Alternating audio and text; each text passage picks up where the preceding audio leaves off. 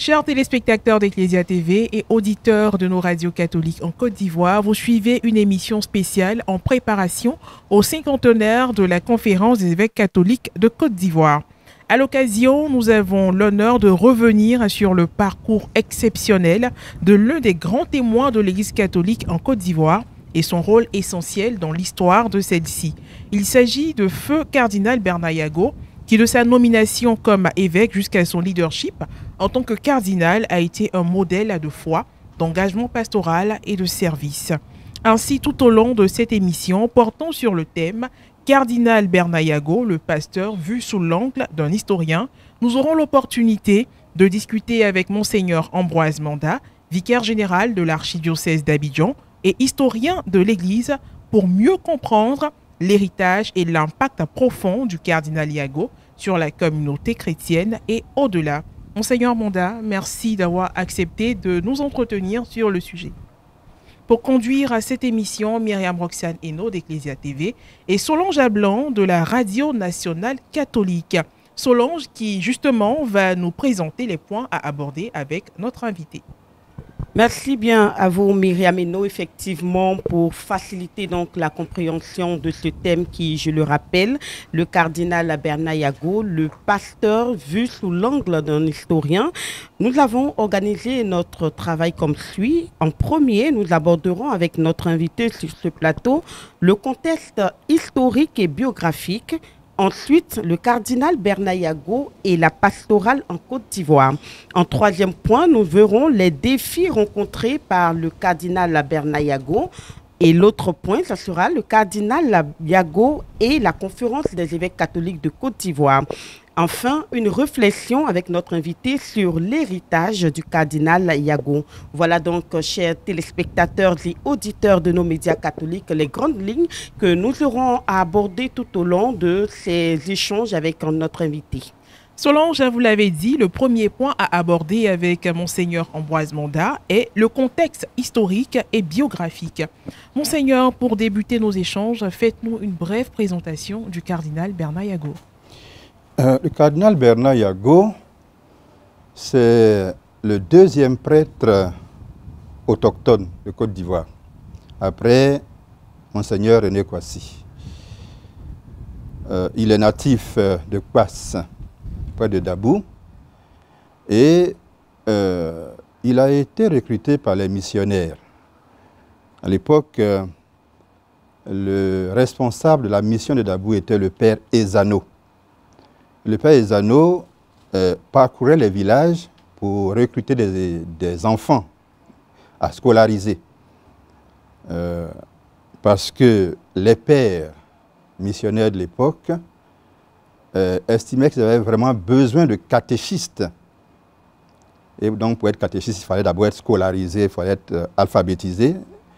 Et donc, arrivé à Kouass, et dans sa recherche d'élèves, il avait remarqué un nommé Kobi Obro, qui était le frère aîné en fait de Kobi Yago, d'Obro Yago, pardon, et c'est sur lui qu'il avait porté son choix. Mais Obro Kobi était quelqu'un de constitution robuste sur lequel son père, le père de Yago, Akpassa Obro, comptait pour les travaux champêtres. Alors qu'il avait un deuxième fils, donc, Obro Yago, qui lui était plutôt chétif. On dit qu'il est né maladif. Et donc, Akpassa Obro a dit aux missionnaires, pas celui-ci, mais plutôt celui-là, qui ne peut pas vraiment travailler au champ. Et c'est comme ça que Obro Yago est parti à l'école des catéchistes à Dabou. Alors, il a débuté son parcours et le parcours qui devait en faire un catéchiste a glissé vers plutôt une vocation sacerdotale. Mais le père Akpassa Obro n'entendait pas laisser son fils partir définitivement avec les pères et surtout se consacrer à la vie sacerdotale. Et donc il a fait un peu pression sur son fils pour qu'il revienne. Alors en 1932,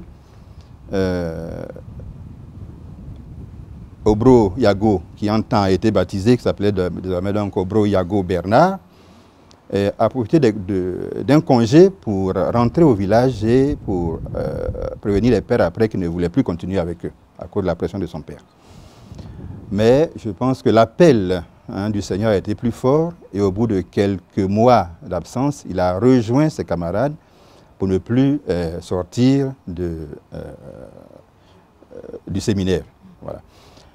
Alors, une des choses que Yago même a dites qui lui ont permis de tenir, c'est la rencontre avec Monseigneur René Kouassi, le premier prêtre ivoirien. Il dit lui-même que entre cette tension entre obéir à son père et répondre à l'appel de Dieu, ce qui lui a permis de tenir, c'est la vue d'un Africain, d'un aîné, d'un Ivoirien, qui portait déjà la soutane et qui était venu de Ouida, où il a étudié, pour une année de probation avant son ordination en 1934. Et donc la vue de ce monsieur-là lui a permis de tenir et de vouloir lui aussi faire comme lui. Et c'est ainsi que Bernard Yago va être envoyé par la suite, après avoir fait Bingerville, parce qu'en 1936, le séminaire, la maison de Dabou a été transférée à Bingerville. Après Bingerville, donc, il va être envoyé en 1943 à Koumi, en Haute-Volta, pour étudier, pour finir sa philosophie et sa théologie. Mais sa santé fragile n'a pas tenu face à la situation, au climat de la Haute-Volta. Il a dû donc revenir au bout de quelques semaines, voire quelques mois simplement, en Côte d'Ivoire. Et il a fait tout son séminaire, son grand séminaire à Bingerville, dans une annexe que l'évêque de l'époque a dû créer pour pouvoir l'accueillir, lui, parce qu'il ne pouvait pas terminer son séminaire à Burkina Faso. Donc il a dû attendre le temps qu'on trouve une solution à son problème, 2-3 ans, avant de reprendre le séminaire, de le terminer. Et il a été ordonné donc en 1947 comme deuxième prêtre ivoirien. Alors de 1947 jusqu'en 1960, il va être ordonné évêque. Il a servi au petit séminaire d'abord comme professeur, ensuite comme directeur de Bingerville, oui, comme c'était le seul qui existait à l'époque d'ailleurs, et ensuite au petit clerc, c'est-à-dire qu'avant le petit séminaire, les pères avaient fait une école où ils recrutaient des enfants à partir de la classe de CE2 pour les préparer à entrer au petit séminaire. Un peu comme le primaire. Voilà, un peu le primaire, un pré-séminaire qu'on appelle le petit clerc, qui était logé là où se trouve maintenant le centre Sainte-Thérèse. Yago a été envoyé là pour être le directeur de ce centre-là. Il est resté là quelques années. Et ensuite, il a été nommé curé de Sainte-Jeanne d'Arc. De Trècheville. Trècheville, oui, de Trècheville. Et après Jeanne d'Arc, il est allé étudier en France, à Paris, à l'Institut catholique de Paris. Il a fait la sociologie. Et de là-bas, quand il est revenu, il a été nommé directeur diocésain des œuvres. Et c'est là-bas que l'épiscopat l'a trouvé. En 60, il a été donc nommé et ordonné évêque. Et ensuite, il est resté donc à Abidjan, comme archevêque d'Abidjan, jusqu'en janvier 1983, où il a été donc fait cardinal. Et au mois de février, il a été donc créé cardinal, il a reçu son chapeau à Rome. Il est resté donc à la tête du diocèse d'Abidjan jusqu'à son départ à la retraite. C'était en 1995. Très bien. 1995, il est parti. Très bien. Voilà, avec un parcours aussi, on a envie de dire atypique et tout ça, parti avec les missionnaires pour une formation pour devenir catéchiste et devenir après plusieurs années cardinal. C'est vraiment un parcours quand même atypique. On sent la main du Seigneur. Alors, Monseigneur, vous allez nous dire quel a été le rôle de ce serviteur de Dieu, cette figure emblématique là, dans la structuration de l'Église catholique en Côte d'Ivoire. Alors, le cardinal Yago a été donc le premier évêque africain en Côte d'Ivoire. Je pense que assurer ce passage était déjà pour lui quelque chose de grand, j'allais dire un défi, n'est-ce pas? Je pense qu'il a bien fait, hein, et par la suite, il a été un pasteur à Abidjan qui a su anticiper sur beaucoup de choses. Par exemple, sur la création des paroisses. Le cardinal Yago est quelqu'un qui, avant même que la ville arrive à un tel endroit, avait déjà prévu faire une paroisse ici ou là, et qui a donc déjà réservé des terrains pour que la paroisse se fasse quand la ville arriverait à cet endroit-là. Ainsi donc, on n'a jamais été surpris par la création d'un nouveau quartier ou l'extension de la ville. Il y a eu toujours cette présence catholique, ce qui malheureusement est difficile, a été difficile à assurer après lui, n'est-ce pas? Et puis après cela, on peut également dire que pour Yago, l'Église consistait d'abord, l'implant de l'Église consistait d'abord à fonder des communautés. Donc, en fondant des paroisses, il a fondé des communautés de loin en loin pour que partout se trouve la présence de l'Église. Il a été également un pasteur, il a dit qu'il s'est fait proche du peuple. Et c'est cette volonté d'être proche du peuple qui d'abord l'a amené dans son vaste diocèse d'Abidjan qui à l'époque recouvrait les diocèses d'Aboville, de Yopougon et de Grand Bassam, et Abidjan même. Donc il a pensé très vite à se faire seconder par un auxiliaire. Il a d'abord pris Monseigneur Yapi et ensuite Monseigneur Dakori qui est resté avec lui jusqu'à ce qu'il parte à la retraite. Et c'est ce même souci de proximité qui a amené le cardinal Yago à faire diviser son diocèse et à faire créer de nombreux diocèses en Côte d'Ivoire. C'était une figure emblématique. C'était, pour ainsi dire, aux yeux de tous à l'intérieur de l'Église, comme à l'extérieur de l'Église, le représentant le plus, on va dire, le plus accompli de l'Église catholique en Côte d'Ivoire. Et donc son influence a fortement marqué le paysage catholique, religieux de Côte d'Ivoire. Pour lui, la mission consistait également à former des cadres catholiques. D'où l'accent qu'il a mis sur la fondation des écoles catholiques, pour former donc les cadres, mais également sur la promotion des mouvements d'action catholique. Parce qu'au-delà de l'instruction simplement intellectuelle, il fallait qu'on donne des valeurs humaines aux cadres catholiques pour qu'ils puissent, par leur présence dans la société ivoirienne, apporter quelque chose de constructif pour l'ensemble de la nation. Donc il a mis l'accent sur les mouvements d'action catholique et également il a mis l'accent sur le social dans sa pastorale, n'est-ce pas, pour que l'Église ne soit pas simplement celle qui donne la parole, mais qui s'occupe aussi, n'est-ce pas, du bien-être des hommes. Il s'agissait de s'occuper de l'homme, comme a dit Paul VI, de tout homme et de tout l'homme. L'homme, ce n'est pas simplement l'intellect, pas simplement l'âme, c'est aussi le corps. C'est le corps qui porte tout ça. Et donc, pour Yago, il était important de s'occuper aussi bien de l'âme, en étant proche, en apportant la parole de Dieu, mais aussi du corps, pour que le corps qui porte l'âme puisse être dans le bien-être, qui puisse lui permettre d'entendre la parole de Dieu. Donc, il a mis l'accent sur ces différents aspects. Donc, il a investi dans le social, dans l'école, dans la formation et, bien sûr, dans l'annonce de la bonne nouvelle et également dans les sacrements pour ceux qui se convertissaient. Monseigneur, quand vous parlez de s'investir dans le social, est-ce qu'on pourrait parler de la préhistoire, peut-être de la Caritas à cette époque-là? Oui. C'était quoi concrètement ces actions sociales-là? Alors, l'action sociale, elle avait déjà été initiée par les missionnaires. Si on regarde bien le paysage catholique du temps des missionnaires, quand on regarde une mission, c'était toujours une église, une école, un dispensaire, n'est-ce pas? Et le cardinal Yago a continué, n'est-ce pas, dans cette préoccupation de la promotion humaine. Et c'est ce qui l'a amené d'ailleurs à fonder les Sœurs Notre-Dame de la Paix, pour prendre en charge les femmes qui, dans les programmes en général, étaient oubliées à ce moment-là, pour qu'elles puissent accompagner les femmes, leur donner l'éducation qu'il faut pour tenir un foyer, mais également pour leur donner l'éducation qu'il faut pour que la femme catholique soit également une femme accomplie intellectuellement, socialement et tout le reste. L'action sociale le cardinal Yago, c'était également, comme vous dites là tout à l'heure, l'assistance aux pauvres.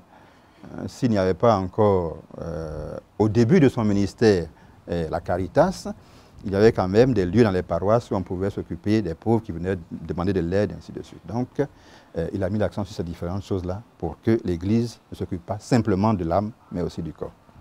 Solange va prendre la parole parce que c'est sûr qu'elle bouillonne. Elle a beaucoup de questions également pour Monseigneur. Effectivement, effectivement. Et déjà dans cette première partie qui consiste à nous faire l'historique, la présentation de Cardinal Bernard Yago, on a vu tout de suite dans cette présentation l'intention de son père biologique qui était sous forme d'un débarras, de pouvoir libérer un fils qui n'allait pas lui apporter quelque chose dans la culture et dans l'agriculture peut-être. Alors, comment est-ce qu'il accueille plus tard ce que son fils devient? Bon, alors il faut déjà dire que le papa de Yago était de religion ariste. Ariste sous une forme qu'on appelait Aké à l'époque. Aké était un de ceux qui ont pris le relais après le départ d'Aris et qui a proposé donc une religion ariste à la sauce Aké, n'est-ce pas? Aké était d'origine de Jacquesville. Et c'est cette religion que son père pratiquait. Yago lui-même a été déjà dans cette religion ariste avant d'aller chez les missionnaires. Alors, comment son père a accueilli plus tard son ordination? En fait, il n'était plus là. Hein? Il est décédé avant que Yago devienne prêtre. C'est sa mère qui a survécu à son père pendant longtemps. Je crois que son père doit être décédé en 1939. Il n'était pas encore prêtre. Il était encore même au séminaire à l'époque. Mais disons que dans un premier temps, comme je vous ai dit, il n'était pas d'accord que son fils devienne prêtre. Il était prêt, il a donné aux missionnaires pour qu'ils s'instruisent, mais ce n'était pas pour qu'il aille toujours avec les missionnaires. Alors, il y a une anecdote qui montre cette volonté du père d'arracher son fils aux missionnaires pour lui bailler la route du sacerdoce. C'est qu'un jour, pendant que son fils était retourné à Dabou et qu'il avait repris les études à l'école des catéchistes, eh bien, le vieux Akpassa Obro est allé jusqu'à l'école avec son épouse pour dire à Yago, ramasse tes bagages, rentre au village. N'est-ce pas? Alors, on dit que Yago a répondu ceci, mais mon papa, tu m'embarrasses parce que c'est vrai que je dois obéissance au père biologique que tu es, mais aussi, je dois obéissance aussi à la voix de mon père qui est au ciel et qui m'appelle. Et c'est là que le papa, avec cette réponse inattendue de son fils, a, on va dire, abandonné définitivement le combat pour le ramener à la maison. Le cardinal Yago était quelqu'un de fragile à l'époque, on disait, de corps, mais il avait une volonté inflexible, et c'est ce qui l'a marqué jusqu'à sa mort. Merci bien de nous situer sur cet aspect parce que pour nos cultures africaines, il faut vraiment respecter nos parents biologiques qui sont d'ailleurs nos dieux sur terre et ça n'a pas été certainement facile pour Monseigneur, mais comme vous l'avez dit, il a été embrassé par cette volonté et cette idée de pouvoir aller jusqu'au bout de ce qu'il voulait comme appel venant de Dieu. Alors, nous poursuivons donc toujours dans cet élan. Et puis, il faut le dire, vous l'avez dit, hein, c'est le fils d'un ariste. Et ce thème-là, justement, va constituer une autre émission, toujours dans le cadre de cette série d'émissions en vue du cinquantenaire de la Conférence des évêques catholiques de Côte d'Ivoire. Eh bien, Père Monseigneur Ambroise Mandam, alors nous allons aborder un autre point aussi important du thème de cette émission spéciale, c'est l'ascension dans l'église du cardinal Bernard Yago. Monseigneur, dites-nous quel impact son élévation au rang de cardinal a-t-il eu sur la vision de l'église catholique en Côte d'Ivoire? Bien, alors, déjà, on va dire que c'était un grand défi qu'un Africain devienne évêque déjà en 60. Il y avait beaucoup plus de missionnaires expatriés, n'est-ce pas, que de prêtres autochtones. Et selon le père Jacques Nomel, tous les expatriés n'étaient pas prêts à se laisser diriger par ce garçon qu'ils avaient eux-mêmes formé, ainsi de suite. Donc, il y a eu parfois des plaisanteries un peu méchantes sur lui, ainsi de suite, mais soutenues par Monseigneur René Kouassi, son aîné, qui était aussi son chancelier quand il est devenu archevêque, et par son cadet Bernard Agré, Yago a tenu bon pour pouvoir s'imposer comme évêque d'Abidjan et pour pouvoir se faire respecter par tous, aussi bien par ses frères africains que par les missionnaires. Déjà, ça, c'était un défi.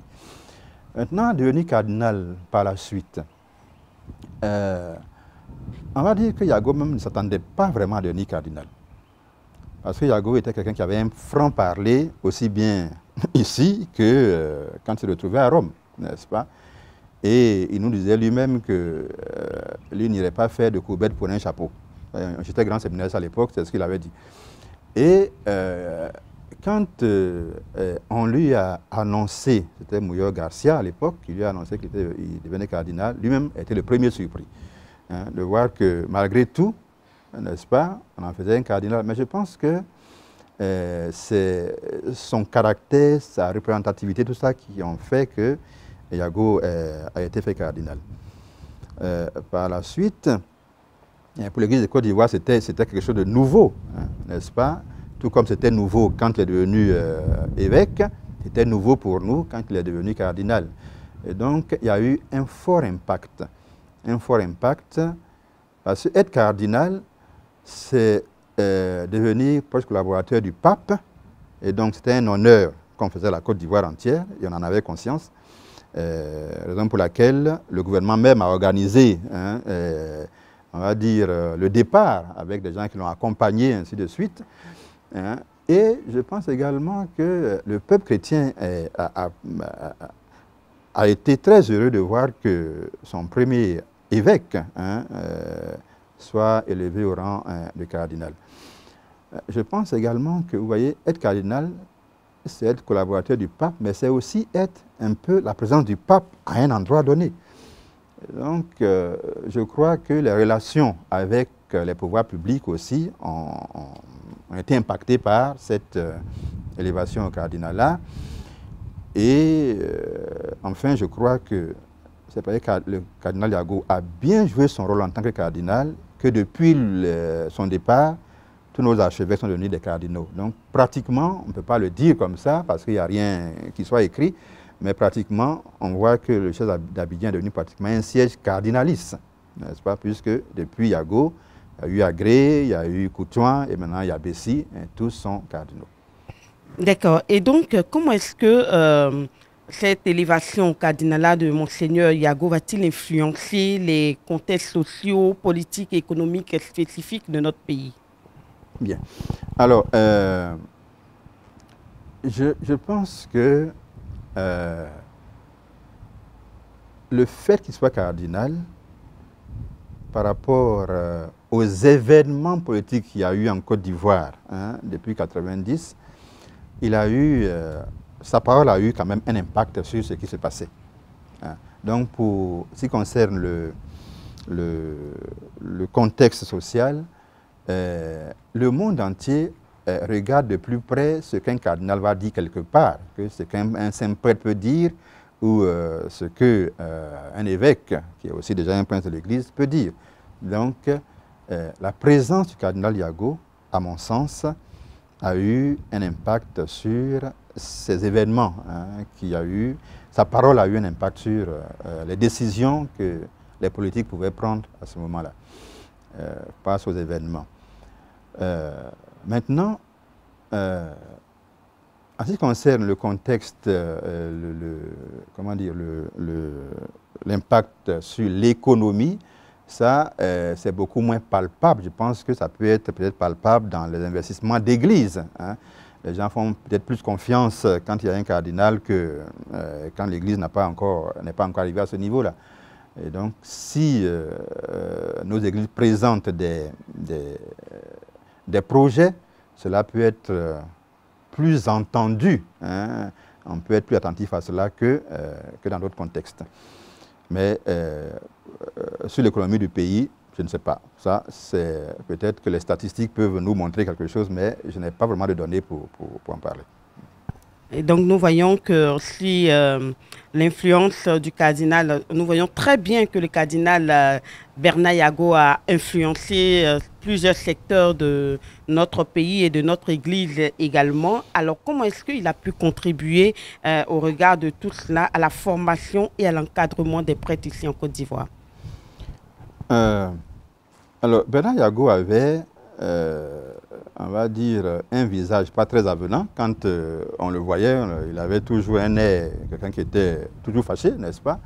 Mais c'est quelqu'un qui était de très paternel. Pour nous qui avons eu la chance de le côtoyer un peu, hein, on sait que dans la proximité, c'était très paternel.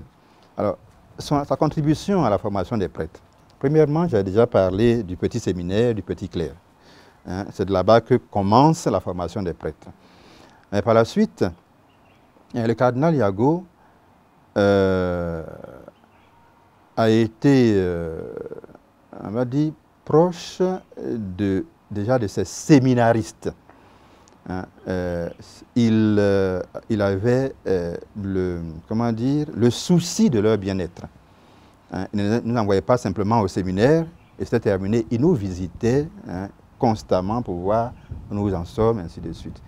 Il arrivait même parfois qu'il demande, à l'époque où moi j'étais au grand séminaire, à notre recteur de libérer ces séminaristes pour qu'ils viennent le rencontrer à la maison. Je me rappelle qu'on était allé une fois chez lui à la maison, il nous a fait, on a déjeuné avec lui, ainsi de suite, il nous a fait des cadeaux, ainsi de suite. Et il a demandé un peu ce qui se passait au séminaire, comment on se sentait. Voilà. Donc, cette proximité donne l'assurance, hein, à ceux qui sont en formation d'aller de l'avant. Autre chose encore, le cardinal Yago consentait volontiers à nous acheter individuellement des livres, hein, dont nous avions besoin pour notre formation.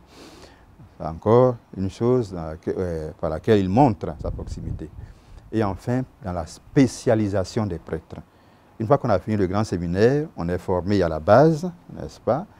Chez les médecins, on dirait généralistes, mais après, il faut une formation, se spécialiser en ceci ou en cela.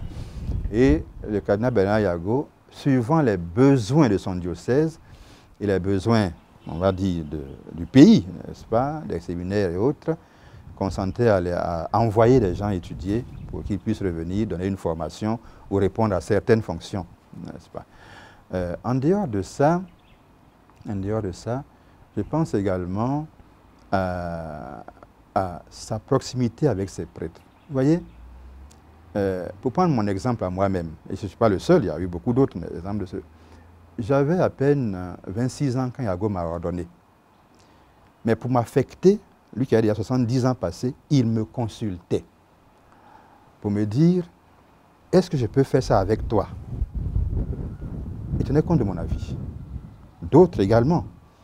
Et quand, par exemple, quelqu'un avait été appelé quelque part et que Cardinal Yago avait besoin de lui ailleurs et qu'il voulait lui changer d'affectation, ben, c'était comme si c'était lui-même qui était le prêtre qui demandait pardon au prêtre qui allait aller quelque part. Il venait toujours demander, vraiment, tu vois, il expliquait les choses. Et cette proximité a fait que les relations entre lui et ses prêtres ont été toujours des relations, on va dire, de père à fils, vraiment. Hein, cette proximité et ce souci de former, hein, a fait qu'il a impacté fortement le clergé ivoirien. Alors, vous qui avez été témoin de cette proximité et de toutes ces actions paternelles, j'allais dire, de Monseigneur Yago, comment est-ce que vous arrivez à vivre cela au quotidien dans votre vie de prêtre, de vicaire général? Alors, je dis toujours que on a eu de grands évêques. Yago était un grand évêque. Et il nous a formés par son exemple, il nous a formés par ses conseils, et ainsi de suite. Et ce que nous avons reçu de lui, on ne l'a pas jeté une fois qu'il est parti. C'est avec cela qu'on a essayé de marcher, hein, jusqu'aujourd'hui dans marcher de façon plus ou moins parfaite, hein, j'allais dire, dans les missions qui nous ont été confiées jusqu'à maintenant. Il y a une chose que Yago nous a dite, hein, c'est de nous efforcer d'être ponctuels. n'est-ce pas? Il disait toujours que la ponctualité, c'est la politesse des rois. Et lui-même n'était jamais en retard. Si Yago avait rendez-vous avec vous qui était en retard, c'était trop en retard, c'était 3 minutes. N'est-ce pas? Et parfois, c'est parce qu'il y avait la route à prendre, hein, et que les routes, on ne les maîtrise pas toujours. Mais il n'était jamais en retard. Et ça, on essaie d'appliquer nous aussi dans la vie de tous les jours. Et bien d'autres conseils. Donc, pour me résumer, on a reçu de lui, n'est-ce pas, des conseils, une formation qu'on essaie de continuer à vivre encore aujourd'hui, longtemps après qu'il soit parti. Selon le permis, et cette proximité-là avec vos jeunes confrères, comment vous la vivez aussi? Vous avez bénéficié de cette proximité avec votre évêque d'alors. Et vous, aujourd'hui, vous êtes même formateur et tout ça. Comment ça se passe? Est-ce que les gens arrivent à vous approcher facilement, échanger avec vous? Et vous aussi, vous êtes... est-ce que vous êtes riche en conseils? Voilà. Alors ça, je pense que ce n'est pas à moi de le dire, c'est à mes jeunes confrères de le dire pour voir si je suis... Je ne peux pas être à la hauteur de Yago, mais si je suis aussi proche d'eux. Alors, je pense à eux de le dire, n'est-ce pas? Mais si je m'en tiens à ce que j'entends, qui parfois m'étonne, je pense que j'essaye d'être quand même un peu proche de mes confrères. Voilà. Ouais. Merci bien à vous, Monseigneur Ambroise Monda. Nous parlons donc de cet homme cardinal Bernard Yago, le pasteur vu sous l'angle d'historien. Et il m'arrive maintenant, à ce niveau de notre entretien, de vous poser une question qui, depuis quelques années, on entend dans notre Église le marcher ensemble, cette affaire synodale, la synodalité qui est répétée un peu partout. Mais on voudrait quand même savoir, est-ce qu'au temps de Monseigneur Yago, il y avait ce marcher ensemble entre laïcs et clercs également? Bien. Alors, Yago est un pur produit, on va dire, du Concile Vatican II. Il a été fait évêque juste un peu avant le Concile, hein, en 60, et le Concile a commencé en 62. Et puis il a été au Concile, il a fait son apport, il a été aussi façonné par les orientations du Concile. La synodalité, c'est l'aboutissement de la collégialité. Hein, le Concile a voulu que l'Église soit dirigée de façon collégiale par les évêques, et c'est pour cela que le Concile a conseillé fortement, même ordonné, j'allais dire, de faire des conférences épiscopales formelles, n'est-ce pas? Et je pense que le cardinal Yago, à son retour du Concile, est entré dans cette lancée, dans cette vision, puisque dans la suite, il y a eu une conférence déjà en Côte d'Ivoire. Au-delà de participation collégiale des évêques, le Concile a également conseillé de faire des conseils paroissiaux, des conseils épiscopaux, ainsi de suite. Il est entré également là-dedans. C'était déjà le début de la synodalité, même si ce n'était pas au niveau où nous sommes aujourd'hui. Alors, il faut savoir qu'avant le Concile, tout cela n'existait pas. Et donc, les premiers qui sont entrés là-dedans sont allés pas à pas pour qu'on aboutisse à ce qu'on a aujourd'hui. Donc, on ne peut pas parler de synodalité vraiment comme telle, mais déjà de collégialité, qui était déjà un début de la synodalité.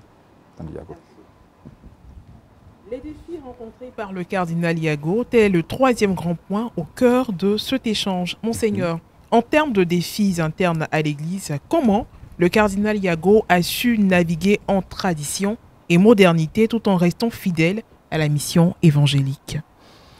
Bon, alors... je pense que comme défi interne à l'Église, j'ai déjà annoncé un des défis, c'était d'assurer le passage d'un évêque blanc à un évêque noir. J'ai parlé déjà des difficultés qu'il y a eu pour certains missionnaires à accepter cette situation. Le cardinal Yago a su gérer la chose, mais il n'y a pas que les missionnaires, il y a aussi nous-mêmes Africains, qui ne croyons pas toujours qu'un noir soit capable de faire comme un blanc. Et cela aussi, le cardinal Yago a dû le gérer, n'est-ce pas?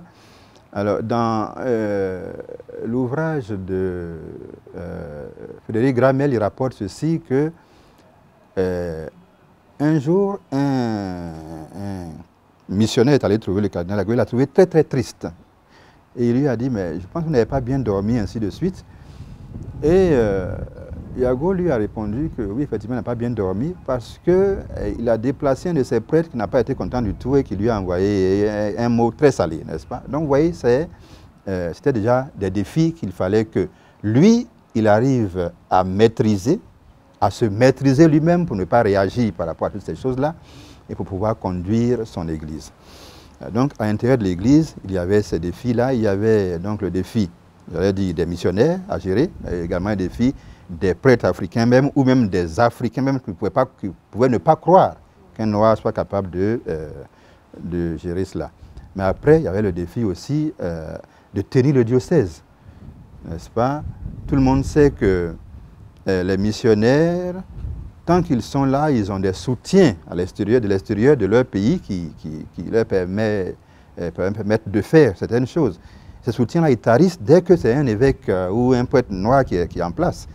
Et ça, ce n'est pas rien parce que quand non seulement un prêtre noir ou un évêque noir arrive, qui ne donne plus comme les missionnaires donnaient et qui réclame à ses frères de participer, ça peut faire parfois, et ça a fait souvent, n'est-ce pas, des frictions. C'était des choses que nos premiers évêques, dont Monseigneur Yago, ont dû affronter et gérer, n'est-ce pas. Et il y avait également, comme tout à l'heure je le disais, le défi de pouvoir étendre l'Église peu à peu, n'est-ce pas. Là, il a été visionnaire, il a anticipé beaucoup de choses et je pense qu'il a réussi effectivement beaucoup. Et cette population qui était peut-être très traditionnelle, est-ce qu'elle a pu se défaire un peu des traditions pour épouser l'idée de l'évangélisation qui est aussi tend vers la modernité, tendait vers la modernité?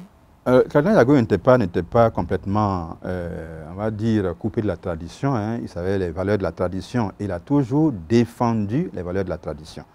Ce n'était pas celui qui casse tout pour mettre à la place la modernité. Et il savait concilier la tradition avec les valeurs évangéliques.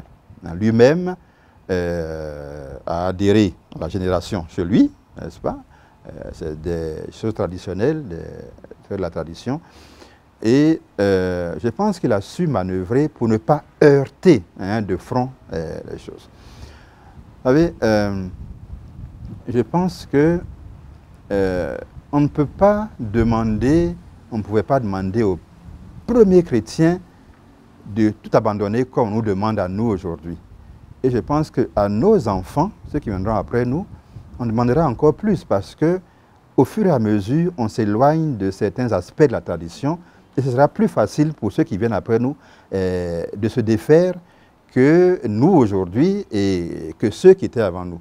Donc le cardinal Yago a su concilier les choses de sorte qu'il ne heurte pas, de sorte que quand il y avait de la place à faire pour Jésus-Christ, il n'y avait pas à lésiner sur les moyens ni à tergiverser, mais aussi quand il y avait de la place à faire pour la tradition, n'est-ce pas, il n'y avait pas à mélanger les choses.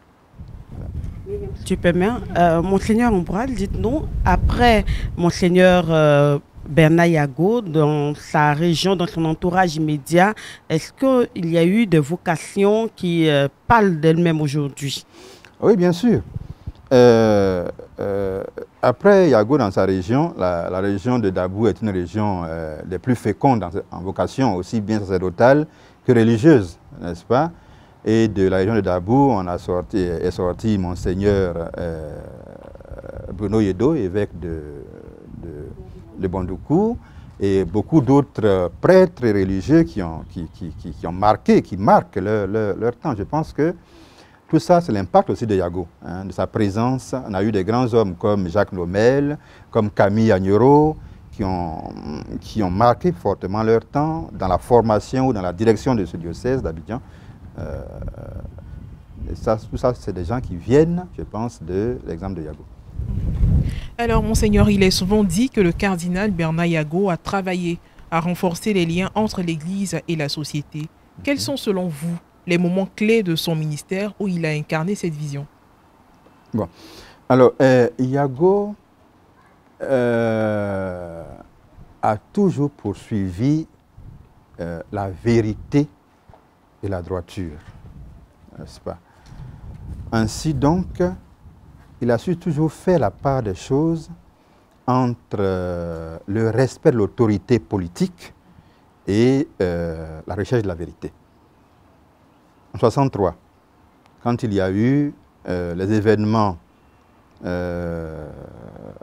qui ont marqué donc la mort d'un des hommes politiques de l'époque, Ernest Boka, le pouvoir avait présenté les choses d'une certaine façon, hein, arguant que Boka se serait suicidé. Bernard Yago n'a jamais accédé à cette version des choses. Il a cherché la vérité, n'est-ce pas? Il est même allé au village de Boka pour l'enterrement de Boka, ce que le pouvoir n'a pas du tout aimé à l'époque. Et ça, c'est des moments qui font que le peuple reste attaché à Yago. Il y a eu d'autres prises de position. On connaît les événements de 90 également, où Monseigneur Dakouri et le cardinal Jean-Pierre Coutois, à l'époque, l'abbé Jean-Pierre Coutois, curé de la cathédrale, ont été embarqués par la police, qui les a enfermés au commissariat central, par exemple. Là aussi, Yago, on a trouvé Yago en face, n'est-ce pas? Et donc, je pense que c'est un homme qui n'est pas toujours en train de défier le pouvoir, mais qui, quand il pense que le peuple a droit à la parole, n'est-ce pas, prend le parti du peuple et dit la parole que le peuple ne peut pas dire. Hein. Lui, il a une voix autorisée, on va dire, une voix qui peut se faire entendre, et quand il sent que le peuple est étouffé, eh bien, il prend le parti du peuple pour dire ce qu'il pense devoir dire. Même si parfois, le peuple est versatile. Parfois, on a estimé qu'il n'a pas été jusqu'au bout de la logique, qu'il n'a pas été assez vigoureux dans plus de positions. Je pense que ces exemples-là, il y en a beaucoup d'autres, n'est-ce pas, montrent à quel point il était proche du peuple également et pourquoi le peuple était si proche de lui également. Le cardinal Yago et la conférence des évêques catholiques de Côte d'Ivoire, c'est la grande ligne que nous allons aborder maintenant avec vous, Monseigneur Ambroise. Premier archevêque et cardinal ivoirien, expliquez-nous son rôle dans la fondation et dans l'évolution de la conférence des évêques catholiques de Côte d'Ivoire. Alors, quand la Côte d'Ivoire, l'église de Côte d'Ivoire, l'église en Côte d'Ivoire a fondé sa conférence en 1975, n'est-ce pas, il ne restait plus que 2 évêques missionnaires en Côte d'Ivoire. Il y avait Monseigneur Rouané à Daloa, qui d'ailleurs allait céder son siège la même année, 1975, et Monseigneur Duraimer, qui était à Katiola, qui allait céder son siège 2 ans après à Monseigneur Keletigui, n'est-ce pas. Donc, avec ces évêques et ces quelques cadets qui étaient autour de lui, il y avait Bernard Agré, il y avait Jean Abissa Kouakou, avec qui encore Vital Yao, je pense, je ne sais plus, n'est-ce pas. Avec ces quelques cadets, avec les missionnaires blancs qui étaient là, ils ont mis en place donc les statuts et cette conférence. Et je pense, je ne peux pas l'affirmer de façon péremptoire, mais je pense que dès le départ, il a été le président de la conférence. Il est resté à la tête de la conférence jusqu'à ce qu'il se retire de lui-même à l'approche de sa retraite et que Monseigneur Auguste Nobou prenne sa succession. Donc on peut dire que le cardinal Yago a structuré la conférence de sa personnalité. N'est-ce pas? Il était l'aîné. Et donc, naturellement, ceux qui étaient après lui ont toujours voulu que l'aîné conduise les choses dans la pure tradition africaine. On ne pouvait pas défier l'aîné, on ne pouvait pas prendre la place de l'aîné. Et donc, en tant qu'aîné, il a conduit la conférence jusqu'à ce que lui-même décide de se retirer. Ça ne veut pas dire qu'il y avait la pensée unique dans la conférence. Il y avait des forces contraires dans la conférence. Mais ce qui est bien quand même à l'époque, c'est qu'on n'était pas au courant des délibérations de la conférence et des joutes qu'il pouvait avoir à l'intérieur de la conférence. Une fois qu'une décision est prise, eh bien, tout le monde l'assumait. Et souvent, c'est la voix de Yago en tant qu'aîné qui passait. Ce qui a fait dire à certains de ces jeunes confrères évêques que le cardinal Yago a dirigé la conférence non pas comme un dictateur, mais qu'il a été très autoritaire pour diriger la conférence. et que quand Yago n'était pas d'accord avec une idée, ça ne pouvait pas passer, n'est-ce pas? Bon, c'est la tradition africaine, hein. On va dire qu'il a dirigé la conférence dans la pure tradition africaine, en tant qu'homme d'église, bien sûr, mais aussi dans la pure tradition africaine, et les autres autour de lui ont respecté sa place d'aîné. Voilà. Le cardinal Yago qui essaie de structurer tout de suite la conférence au début donc, de sa création. Alors, comment sa vision a façonné cette conférence et l'orientation de l'Église dans le pays au niveau spirituel, social et politique? Bon, alors, au niveau de l'Église, surtout, puisque c'est sa voix qui était prépondérante, les orientations que prenait l'Église étaient forcément celles que le cardinal Yago voulait en grande partie, je voulais dire, n'est-ce pas? La création de diocèses, la nomination d'évêques, le choix des candidats et tout ça, la voix de Yago a beaucoup pesé là-dedans. Et je pense qu'il n'a pas toujours emporté. Il y a eu des fois où d'autres ont contrebalancé sa voix, mais ce qu'il a voulu, globalement, a impacté l'orientation que prenait l'Église de Côte d'Ivoire. Et on peut dire que le visage de l'Église de Côte d'Ivoire aujourd'hui, on le doit en grande partie aux décisions, aux orientations que Yago a pu avoir. Bon, alors, il y a d'autres visions dans la conférence que celle de Yago, ce qui a fait penser que si Yago avait écouté la voix de tout le monde, l'Église serait peut-être allée beaucoup plus loin que là où on est arrivé aujourd'hui. Il y en a qui pensent, il y a des contemporains de Yago, évêques ou pas évêques, n'est-ce pas, qui pensent là, ou prêtres ou autres, eux laïcs qui pensent, mais on peut dire que Yago a vraiment aidé à mettre en place ce que l'Église de Côte d'Ivoire est aujourd'hui, grâce peut-être à son caractère un peu autoritaire, qui voulait que les choses soient là où elles sont, hein, et grâce à la vision qu'il a imprimée à la conférence et à l'orientation de l'Église.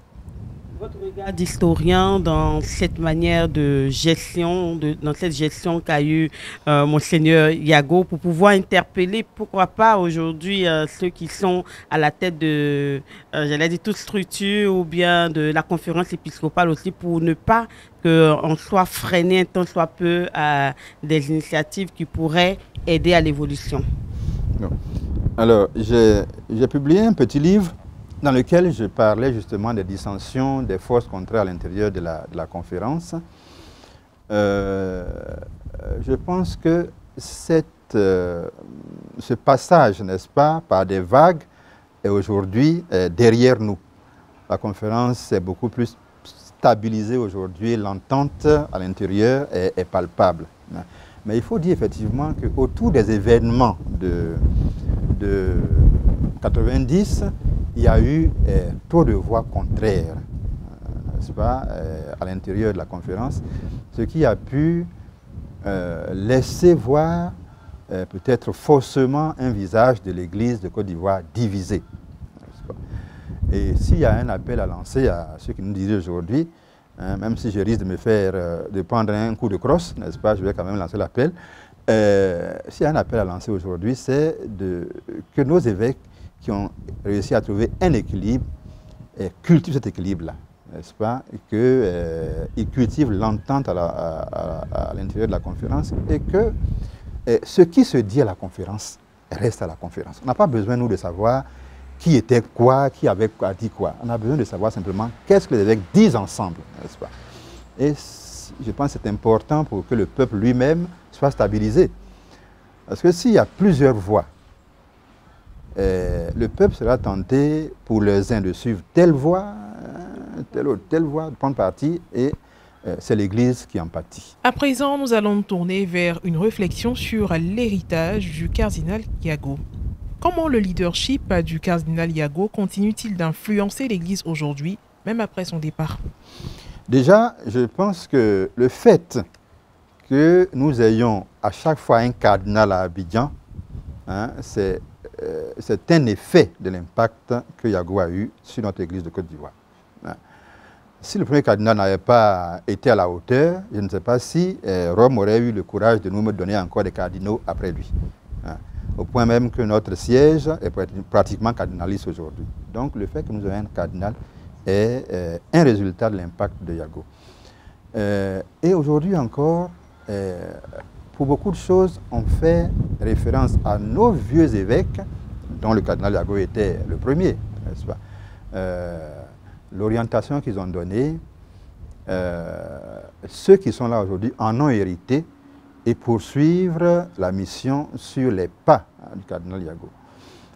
L'héritage de Yago, c'est l'église d'Abidjan, peut-être, mais c'est peut-être aussi toute l'église de Côte d'Ivoire, à la mesure où, en tant que premier responsable de la conférence, ce qui a été fait porte sa marque un peu partout en Côte d'Ivoire. Voilà, donc, comment on continue de vivre sur les pas de Yago en gérant l'héritage qu'il a laissé et en poursuivant ce qu'il a fait par l'amplification, on va dire, du peu qu'il a pu faire en ces années d'épiscopat. Monseigneur, vous avez lâché le mot. Quel est donc l'héritage que le cardinal Bernard Yago, de vénérée mémoire, a-t-il laissé à l'Église catholique de Côte d'Ivoire? Alors, l'héritage de Yago, c'est déjà le respect que les gens ont pour l'Église de Côte d'Ivoire. Il y a des églises en Côte d'Ivoire, n'est-ce pas? Mais je ne sais pas s'il y a, sans volonté de vantardise, n'est-ce pas, s'il y a une église dont la vie compte autant que l'église de Côte d'Ivoire. Les autres aussi parlent et on apprécie beaucoup ce que les autres églises disent. Mais vous avez pu remarquer, par exemple, que tant que l'église catholique n'a pas pris position sur une affaire donnée, c'est comme s'il n'y avait encore rien eu. Et quand l'église catholique parle, c'est toujours comme si on avait remué toute la Côte d'Ivoire et il y a des réactions pour ou contre. Tout cela, je pense que c'est le respect que Yago a su impacter, a su donner à l'Église, à sa personne et à l'Église, qui continue encore, n'est-ce pas, de permettre à l'Église de Côte d'Ivoire de tenir la place qu'elle tient dans la société en Côte d'Ivoire. L'héritage, c'est aussi au niveau de l'Église, cette volonté de faire avancer l'Église de Côte d'Ivoire. Kardinal Yago a eu ce souci-là, de faire en sorte que ce qu'on a reçu des missionnaires ne reste pas statique, mais que cela s'étende petit à petit. Et il a donné donc un mouvement à l'Église de Côte d'Ivoire qui continue encore d'impacter cette Église et qui permet donc à l'Église d'avoir des projets qui lui permettent d'avancer. Yago et ceux qui étaient autour de lui à ce moment-là. Alors, Monseigneur, oui, vas-y. Alors, de façon concrète, Monseigneur Ambroise, qu'est-ce qui reste encore de toutes ces contributions de Monseigneur Yago de façon directe qu'on peut voir aujourd'hui qui continue d'impacter notre Église? Alors, de façon concrète, si on veut parler de choses concrètes, Kardinal Yago a construit la cathédrale d'Abidjan. Il a construit le sanctuaire marial. Il a construit un grand nombre d'églises. Il a laissé de nombreux terrains sur lesquels son successeur a commencé ou a construit des églises. Donc, il y a des choses concrètes, n'est-ce pas, que Yago a laissées. Yago a également donné une orientation, n'est-ce pas, à la pastorale à Abidjan, par exemple. Et c'est sur ces pas que ceux qui sont venus après lui, Bernard Agré, Jean-Pierre Coutois et Ignace Bessi aujourd'hui, sont en train de marcher, ont marché, et Ignace Bessi est en train de marcher aujourd'hui. Yago a voulu que l'Église ait une autonomie financière. Il a beaucoup travaillé à cela. Et c'est pour cela qu'il a mis en place, il a continué, ce n'est pas lui qui l'a mis en place, il a continué à entretenir, à faire grandir la procure des missions, par exemple. Et il a voulu laisser mettre l'Église d'Abidjan à l'abri du besoin en, on va dire, faisant des œuvres qui permettent à l'Église d'avoir des ristournes, n'est-ce pas, des ressources, et également laissant, on va dire, une caisse quand même assez fournie au moment où il a quitté la tête de l'Église catholique.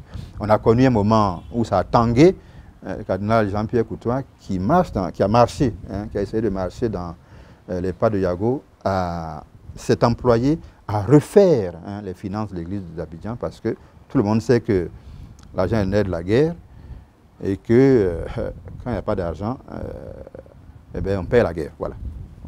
Aujourd'hui, nous voyons au niveau de la conférence des évêques catholiques de Côte d'Ivoire des sessions de rencontres où tous les évêques se réunissent, les assemblées plénières. Est-ce que tout ça vient depuis le cardinal Yago ou c'est aujourd'hui dans cette vision de pouvoir ne pas faire les choses comme les gens le croiraient en son temps avec Monseigneur Yago que les évêques ont décidé cela?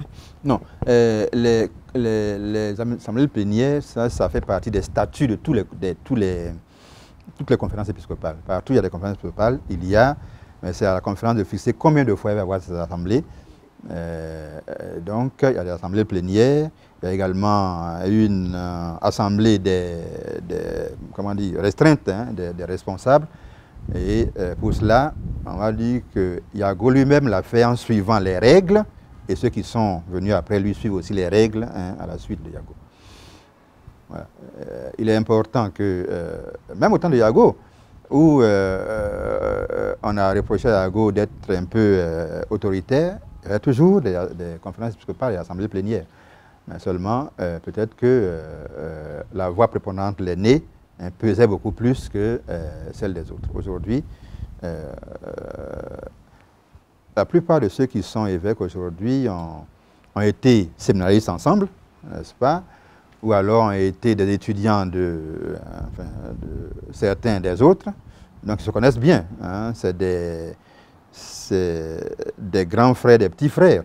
Donc le courant, la discussion passe plus facilement que quand on a en face de soi quelqu'un qui peut être votre père, n'est-ce pas? Et donc, c'est un constat que nous faisons depuis ces dernières années. Les dernières nominations nous ont permis d'avoir de jeunes évêques et cela voilà, ne passe pas inaperçu devant la population, devant les chrétiens. Qu'est-ce que cela représente comme signe de cette conférence cinquantenaire? Alors, à vrai dire, les jeunes évêques, on en a toujours eu. Hein. Yago est devenu évêque à 42 ans, n'est-ce pas? Beaucoup plus tôt que Honoré Begré ou autres. Mais bon, c'est vrai que pendant un moment, on a vu des personnes qui avaient atteint un certain âge, comme ils ont été faits évêques très jeunes, il a fallu qu'ils finissent leur temps. Et donc, on les a trouvés vieux. Mais quand on regarde bien, il y a pire, il n'avait que 7 ans de sacerdoce quand il est devenu évêque. Il avait même, je ne sais pas s'il avait 40 ans, même pas, il n'a pas 40 ans, n'est-ce pas? Et nos évêques ont toujours été choisis jeunes. C'est maintenant qu'on a des évêques cinquantenaires, autrefois, ils étaient la plupart des gens qui avaient entre 40 et 50 ans, n'est-ce pas? Alors, qu'est-ce que ça peut apporter d'avoir un épiscopat jeune? Je pense que on est plus, on va dire, alerte quand on est jeune que quand on est vieux. Donc, ils apportent leur jeunesse, le sang de la jeunesse. Et donc, ils peuvent, comme on dit en Côte d'Ivoire, beaucoup plus bouger que des gens, quelqu'un qui serait nommé évêque à 60 ans, hein, n'est-ce pas? À 60 ans, on commence déjà à être amorti. Et donc, on ne peut pas avoir l'énergie de la jeunesse. Donc, il y a cette énergie qu'ils apportent. Et nos jeunes évêques sont aussi des gens, qui, pour la plupart, ont étudié et on a une diversité de compétences qui est aussi une richesse pour la conférence et pour l'Église de Côte d'Ivoire.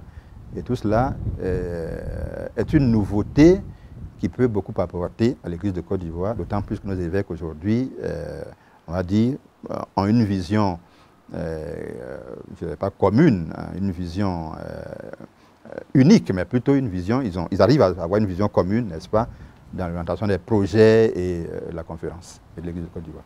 Alors, au temps du cardinal Bernard Yago, on parlait plus de collégialité. Aujourd'hui, nous sommes arrivés à l'esprit synodal et nous sommes dans une année jubilaire également, l'an 2025, le jubilé de l'an 2025 au plan universel de l'Église et une belle coïncidence avec le cinquantenaire de la conférence des évêques catholiques de Côte d'Ivoire. Comment ce pèlerinage de l'espérance auquel nous sommes tous invités devrait-il sonner dans le cœur de nos archevêques et évêques ivoiriens? Bon, alors, vous voyez, la collégialité concernait beaucoup plus la gestion commune entre les évêques d'une église donnée. Chaque évêque est responsable d'un diocèse, mais le concile a appelé fortement les évêques à se sentir concernés par ce qui se passe dans l'église particulière qui est la leur, n'est-ce pas? Par exemple, Monseigneur Ignace Bessi est évêque d'Abidjan, mais les choses qui se passent à Mans doivent pouvoir l'interpeller aussi. Donc, ils doivent tous essayer de faire en sorte qu'ils prennent ensemble toute l'Église, n'est-ce pas? Chacun gère sa partie, mais il y a certains problèmes qui concernent toute l'Église, ils doivent pouvoir le prendre ensemble. Hein. Et même, quand un problème concerne un seul diocèse et qu'il y a des difficultés là-bas, ils doivent tous se sentir concernés. La synodalité nous invite pas seulement à diriger une église de façon collégiale, mais à impliquer toutes les forces vives de l'église dans la direction et dans la marche de l'église. Donc ça veut dire que les évêques sont plus appelés à faire des ouvertures pour pouvoir intégrer aussi bien les prêtres que les laïcs qui ont des compétences à apporter, qui sont des forces de l'église. Des compétences à apporter pour que l'église marche mieux, n'est-ce pas? Et c'est à cela que la synodalité appelle aussi bien les clercs, aussi bien au niveau des paroisses qu'au niveau des diocèses, qu'au niveau national. Hein. Les évêques et les prêtres sont appelés à s'ouvrir davantage, à ouvrir davantage la gestion de l'Église, la marche de l'Église, la participation de toutes les forces, religieux, prêtres, évêques, laïcs et tout le monde. Voilà. Donc, si nos évêques doivent vivre la synodalité, ils doivent penser à ouvrir davantage l'Église et sa gestion à toutes ces forces. Et comment le statut de pèlerin d'espérance qui nous a été attribué par le Saint-Père doit-il se ressentir dans la vie, dans l'épiscopat de nos pères archevêques et évêques? Bon, alors, pèlerin de l'espérance. Nous sommes l'Église, le Christ a dit que nous sommes celle, la terre, lumière du monde. Donc dire que c'est à nous chrétiens de donner un sens au monde, de donner de la lumière au monde, de donner du goût au monde.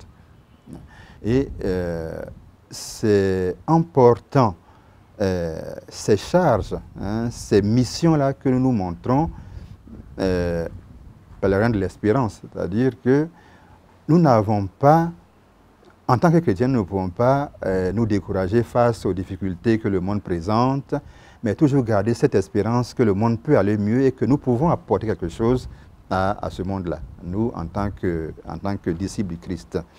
Parce que nous sommes certains que Dieu n'a pas fait le monde pour qu'il souffre, mais pour qu'il puisse s'épanouir, n'est-ce pas? Et donc, par notre témoignage de vie, par notre engagement, nous devons porter cette espérance, cette lumière pour que le monde ne se laisse pas complètement enfoncer dans la désespérance, mais au contraire, que le monde continue à croire que l'avenir est toujours meilleur. Je pense que ceux qui sont les premiers à devoir faire ça et à pouvoir faire ça sont les évêques. Hein? C'est eux qui conduisent le troupeau. Et si eux-mêmes n'ont pas cette espérance-là chevillée au corps pour pouvoir le montrer à la face des chrétiens et du monde, je ne vois pas comment l'Église pourrait être elle-même cette pèlerine de l'espérance.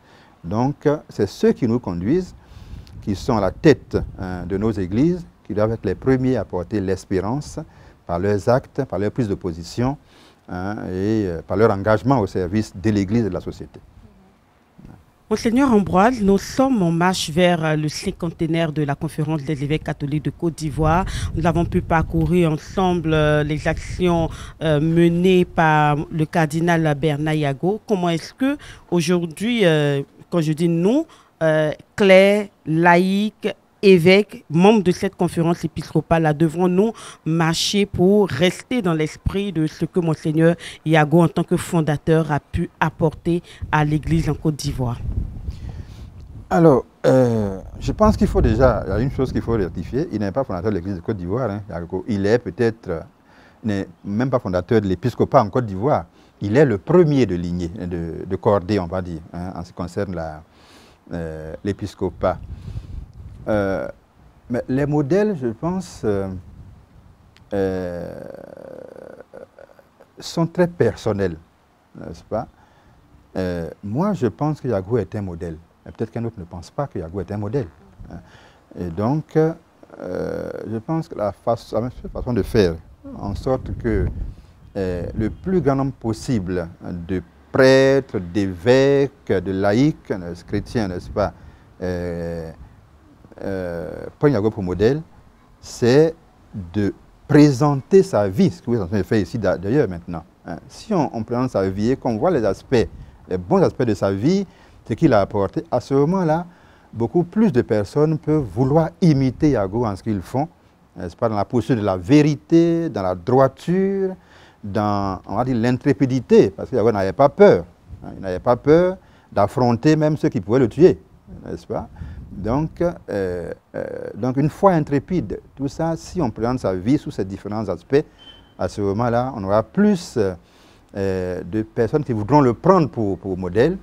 Hein, et je pense qu'ainsi, donc, Yago restera vivant dans nos cœurs, dans nos comportements.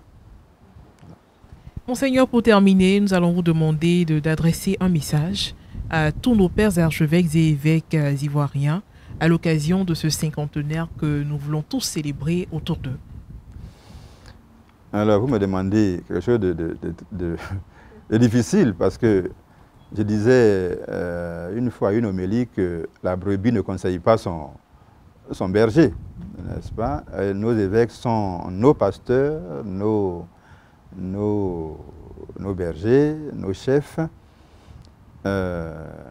Si j'ai quelque chose à dire, à risquer, n'est-ce pas, c'est que tous essayent d'imiter l'intrépidité de cardinal Bernard Yago, hein, et également, on va dire, son humanité, n'est-ce pas? Tout à l'heure, je disais qu'il avait aidé quelqu'un de méchant, de loin, mais il était très, très simple et très, très humain quand on l'approchait. Je pense que les deux choses, hein, c'est ce qu'il faut à un chef. Un chef, il n'a pas besoin d'être gentil. Il a besoin simplement d'être juste, hein, de mener son peuple avec intrépidité et d'être humain avec ceux qui, dans le peuple, chutent. Hein, avec l'humanité, on peut relever beaucoup plus que quand on est trop dur avec ceux qui chutent, n'est-ce pas? Et cette conférence est en train d'arriver à ses 50 ans. 50 ans, c'est largement la maturité. Et donc, nos évêques qui sont là aujourd'hui doivent montrer cette maturité-là, hein, dans tout ce qu'ils font, dans leur prise de position, dans leur relation avec le peuple de Côte d'Ivoire, avec le peuple de Dieu et avec leurs collaborateurs qui sont les prêtres religieux et autres. Voilà. Merci, Monseigneur. Nous voilà à la fin de notre émission portant sur le thème Cardinal Bernard Yago, le pasteur vu sous l'angle d'un historien. À travers donc les éclairages de Monseigneur Ambroise Monda, vicaire général de l'archidiocèse d'Abidjan et historien de l'Église, nous avons pu redécouvrir l'héritage profond et durable du cardinal Bernard Yago dans l'Église catholique de Côte d'Ivoire. Son leadership spirituel, sa capacité à guider et à unir reste encore une source d'inspiration pour les générations actuelles et futures. Et alors que nous célébrons le cinquantenaire de la conférence des évêques catholiques de Côte d'Ivoire, rappelons-nous de l'importance de cet engagement pastoral, de cette vision éclairée qui continue de façonner la vie de l'Église et de la société ivoirienne.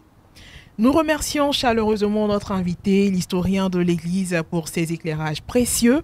Merci à vous, chers téléspectateurs et auditeurs de nos médias catholiques en Côte d'Ivoire, pour votre attention et surtout pour votre fidélité. Nous espérons que cette émission aura suscité en vous une nouvelle réflexion sur l'importance du rôle des pasteurs et des leaders spirituels dans notre société. Restez connectés pour d'autres émissions s'inscrivant dans le cadre de la célébration du cinquantenaire de la conférence des évêques catholiques de Côte d'Ivoire, et que la paix du Christ soit avec nous.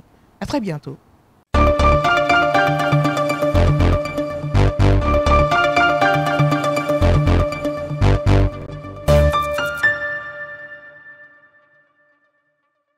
Chers téléspectateurs,